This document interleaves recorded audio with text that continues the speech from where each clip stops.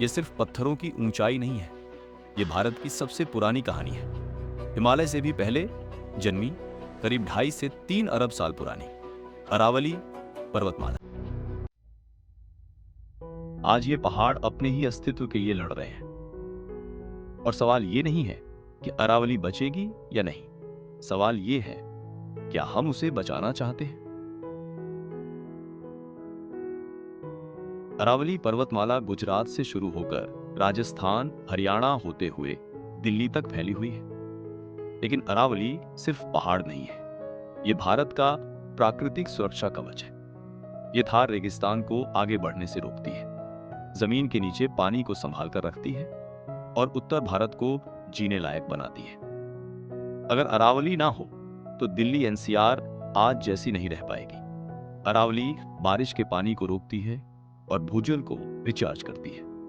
यहाँ हजारों पेड़ हैं, सैकड़ों जानवर और पक्षी हैं, तेंदुए, लकड़बग्घे और कई दुर्लभ पक्षी, ये सब यहीं रहते हैं। दिल्ली की जहरीली हवा में जो थोड़ी सी राहत बची है, उसके पीछे भी अरावली का बड़ा योगदान है। सीधे शब्दों में कहें, अगर अरावली जिंदा है तो हम जिंदा हैं। लेकिन अब तस्वीर बदल रही है। सालों से अरावली में अवैध खनन चल रहा है। अरावली को धीरे धीरे खामोशी से मिटाया जा रहा है। साल 2025 में अरावली को लेकर एक बड़ा विवाद सामने आया।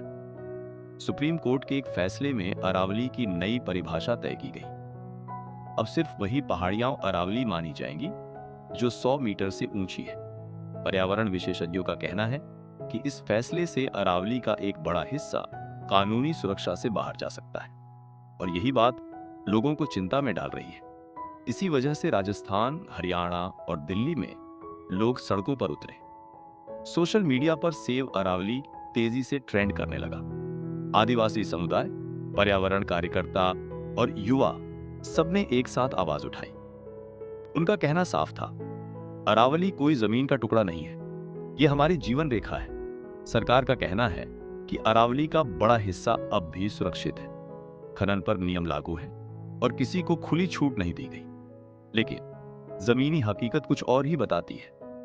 कई इलाकों में आज भी अवैध खनन जारी है।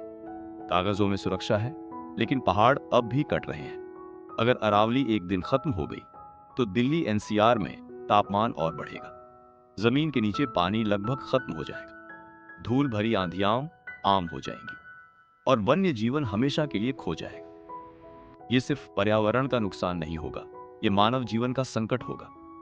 लेकिन अभी सब कुछ खत्म नहीं हुआ है। अरावली को अब भी बचाया जा सकता है, सख्त कानूनों से, ईमानदार अमल से और सबसे जरूरी, लोगों की जागरूकता से। क्योंकि जब लोग बोलते हैं तो सिस्टम सुनने पर मजबूर होता है। अरावली खुद को नहीं बचा सकती, लेकिन हम बचा सकते हैं। अगर आप चाहते हैं कि भारत की ये प्राचीन पहाड़ियां आने वाली पीढ़ियों तक जिंदा रहे, तो इस वीडियो को लाइक करें, शेयर करें और कमेंट में लिखें, सेव अरावली। क्योंकि अगर आज नहीं तो शायद कल बहुत देर हो जाएगी।